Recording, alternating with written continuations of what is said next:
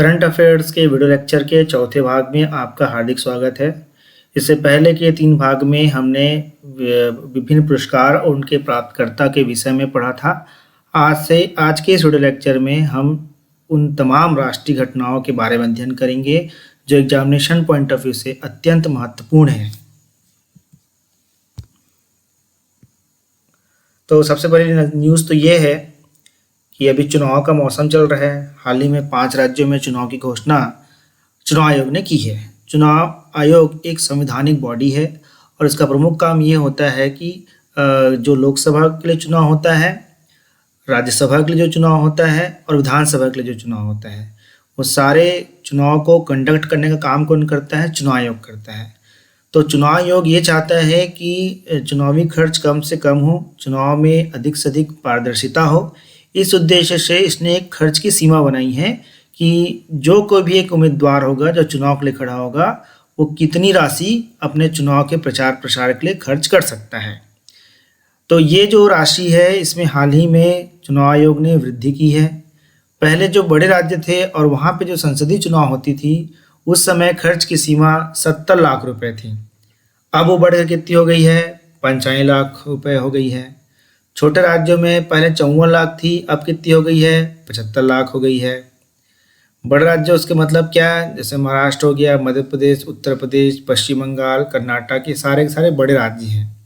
अगर हम छोटे राज्यों की बात करें, जैसे कि गोवा की बात करें या सिक्किम की बात करें या अरुणाचल प्रदेश की बात करें या केंद्र शासित प्रदेश की हम बात करें, तो यहाँ पर जो खर्च की सीमा है वो कितनी हो गई है? 54 लाख से 75 लाख के बीच में हो गई है।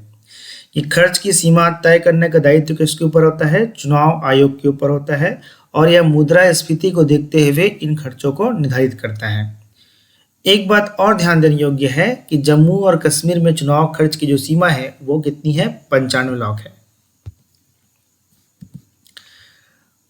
अब विधानसभा क्षेत्रों के बारे में देख ले तो विधानसभा क्षेत्रों में भी खर्च की सीमा में वृद्धि किया गया है। पहले यह 28 लाख रुपए था, लेकिन अब कितना हो गया है? अब यह हो गया है आपका 40 लाख रुपए।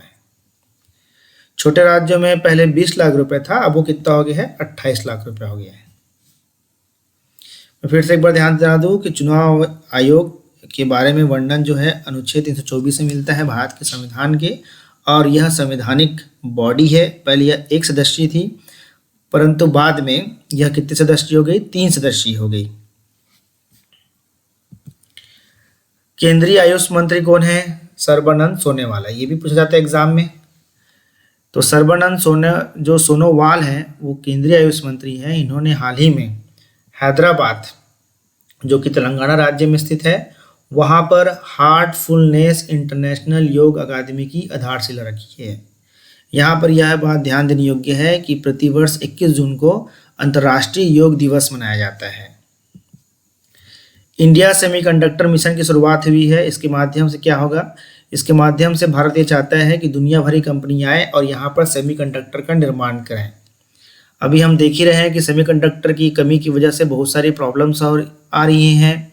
इसकी वजह से जो कार जो डेवलप होते थे टाटा के द्वारा या फिर टेस्ला के द्वारा या जीएम के द्वारा या मारुति के द्वारा, उन कारों के निर्माण में कमी आई है। क्यों? क्योंकि उनको सेमीकंडक्टर नहीं मिल रहा है। दुनिया भर में सेमीकंडक्टर का शॉर्टेज चल रहा है। तो इस सेमीकंडक्टर का शॉर्टेज क्यों चल रहा है? क्योंकि कोरोना की वजह से सप्लाई साइड में प्रॉब्लम क्रिएट हो गया है, जिसकी वजह से क्या हो गया है? सेमीकंडक्टर को लेकर शॉर्टेज हो गया है। तो भारत इस समय का फ़ायदा उठाना चाहता है और वह चाहता है कि भारत जो है सेमीकंडक्टर के मैन्युफैक्चरिंग हब के रूप में विकसित हो। तो इसीलिए डिजिटल इंडिया जो प्रोग्राम है, उसके तहत एक इंडिया सेमीकंडक्टर मिशन प्रारंभ किया गया है। संयुक्त राष्ट्र महासभा ने संकल्प 76/123 76/123 को अपनाकर अंतर्राष्ट्रीय सौर गठबंधन को पर्यवेक्षक का दर्जा दिया है।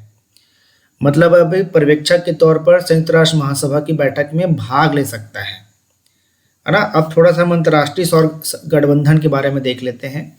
तो इसकी जो स्थापना है, इसके बारे में जो बात की गई थी पहली बार, वो कब की गई थी? COP21 में। और ये कब हुआ था? नवंबर 2015 में। और कहाँ हुआ था? ये हुआ था पेरिस में। तो इसमें 2 राष्ट्रों के राष्ट्राध्यक्षों ने, एक तो है भारत, तो भारत के प्रमुख कौन थे उस समय? श्री नरेंद्र मोदी, और अभी भी हैं श्री नरेंद्र मोदी। फ्रांस के उस समय राष्ट्राध्यक्ष कौन थे? उस समय फ्रांस के जो राष्ट्राध्यक्ष थे वो होलांदे थे। तो इन दोनों ने मिलकर एक कॉन्सेप्ट रखा। उस कॉन्सेप्ट में ये तय हुआ कि भाई जो सौर ऊर्जा है पृथ्वी पर, सूर्य के कारण जो ऊर्जा पैदा होती है, तो उसको अधिक से अधिक प्रयोग करने के लिए एक ऐसे गठबंधन का निर्माण करना चाहिए जिसमें विश्व के ऐसे देश भी भाग लें जो इसमें इंटरेस्ट लेना चाहते हैं। तो इसी के तहत क्या निर्मित हुआ था? अंतर्राष्ट्रीय सौर गठबंधन निर्मित हुआ था। और इसका जो मुख्यालय है वो कहाँ है? गुरुग्राम में है। और इसके वर्तमान में महानिदेशक कहाँ है? कौन है? अजय माथुर है। तो अब जो अंतर्राष्ट्रीय सौर गठबंधन है, अब किसका पर्यवेक्षक देश बन गया है? पर्यवेक्षक बन गया है किसका? संयुक्त राष्ट्र महासभा का। संयुक्त राष्ट्र महासभा जो संयुक्त राष्ट्र है उसकी एक इकाई है या उसका एक अंग है। इसे हम बोल सकते हैं कि विश्व की संसद है। अब नया न्यूज देख लेते हैं। अमित शाह ने रखी रानी गाइदिनल्यू संग्रहालय की आधारशिला। अब ये कहाँ पर होगा? ये बनेगा मणिपुर के तामेंगलोंग जिले के लुआंगकाओ गांव में बनेगा। यहीं से संबंधित थी हमारी कौन? महान स्वतंत्रता सेनानी रानी गाइदिनल्यू। तो उनका जन्म स्थान है लुआंगकाओ और ये कहाँ पर स्थित है? मणिपुर में स्थित है। और यहाँ पर इनकी याद में एक संग्रहालय बनाया जाएगा। इन्होंने बहुत कम उम्र में, मतलब 13 साल की उम्र में स्वतंत्रता आंदोलन में भाग लिया था और 1932 में अंग्रेजों के द्वारा इन्हें गिरफ्तार कर लिया गया था और 14 साल तक ये जेल में रही। और जब भारत आज़ाद हुआ 1947 में, तब इन्हें भी जेल से रिहा किया गया। और इनका जन्म कहाँ हुआ था? इनका जन्म हुआ था मणिपुर के नुंगकाओ गांव में 1915 में। और कौन सी जनजाति से संबंधित थी?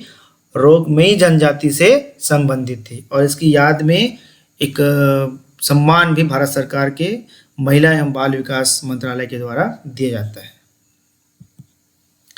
भारत का पहला डिजिटल खाद्य संग्रहालय की स्थापना की गई है कहाँ पर? तमिलनाडु के तंजावुर में। ठीक, किसके सहयोग से? भारतीय खाद्य निगम और विश्वेश्वरैया औद्योगिक एवं प्रौद्योगिकी संग्रहालय बेंगलुरु के सहयोग से भारत का पहला डिजिटल खाद्य संग्रहालय स्थापित किया गया है। कहाँ? तमिलनाडु के तंजावुर में। One sun one world one grid, इसकी संकल्पना की गई है किसमें? COP26 जो अभी हाल ही में कहाँ हुआ था? ग्लासगो में। और ग्लासगो कहाँ है? ग्रेट ब्रिटेन में है। तो यहाँ पर हमारे देश के प्रधानमंत्री श्री नरेंद्र मोदी और ब्रिटिश प्रधानमंत्री श्री बोरिस जॉनसन के द्वारा यह तय किया गया है कि वो एक नई पहल की शुरुआत करेंगे जिसका नाम क्या होगा? वन सन वन वर्ल्ड और वन ग्रिड। मतलब सौर ऊर्जा के द्वारा जो विभिन्न देश जो है जो बिजली का निर्माण करेंगे, तो उस बिजली को ग्रिड के माध्यम से एक देश से दूसरे देश में ट्रांसफर किया जा सकता है। ट्रांसनेशनल बिजली ग्रिड के माध्यम से सौर ऊर्जा के द्वारा निर्मित जो बिजली होगी उसे एक देश से दूसरे देश में क्या कर सकते हैं? ट्रांसफर कर सकते हैं। तो इसका नाम क्या दिया गया? इसका नाम दिया गया है one sun one world one grid. हमारे केंद्रीय मंत्री हैं सड़क एवं राजपथ परिवहन मंत्रालय के नितिन गडकरी। इन्होंने एक नया ऐप लॉन्च किया जिसका नाम है कंसल्ट। तो इस ऐप के माध्यम से क्या कर सकते हैं? इस ऐप के माध्यम से आप सूचना, सलाह, परामर्श, मार्गदर्शन प्राप्त कर सकते हैं अपने क्षेत्र के विशेषज्ञों के द्वारा। अपने रिस्पेक्टिव क्षेत्र के विशेषज्ञों के द्वारा आप अपनी समस्या का समाधान प्राप्त कर सकते हैं। कौन से ऐप के माध्यम से? कंसल्ट ऐप के माध्यम से। भारत के निर्वाचन आयोग ने एक गरुड़ ऐप की स्थापना की है और इस ऐप का उद्देश्य क्या है? इस ऐप का उद्देश्य है मतदान केंद्रों की डिजिटल मैपिंग करना। इसके माध्यम से क्या किया जाएगा? इसके माध्यम से जो कागजी कार्रवाई होती है उसे कम करने का प्रयास किया जाएगा। किस ऐप के माध्यम से? गरुड़ ऐप के माध्यम से। इसको लॉन्च किसने किया है? भारत निर्वाचन आयोग ने इसे लॉन्च किया है। भारत जो है संयुक्त राष्ट्र मानवाधिकार परिषद का फिर से सदस्य निर्वाचित हो गया है और इस कौन सा कार्यकाल होगा? ये भारत का 6वां कार्यकाल होगा। कितने साल के लिए होगा? 3 साल के लिए होगा, जनवरी 2022 से दिसंबर 2024 तक के।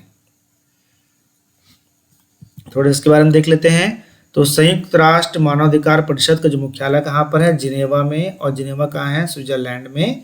और इसकी स्थापना कब हुई थी? 15 मार्च 2006 को हुई थी।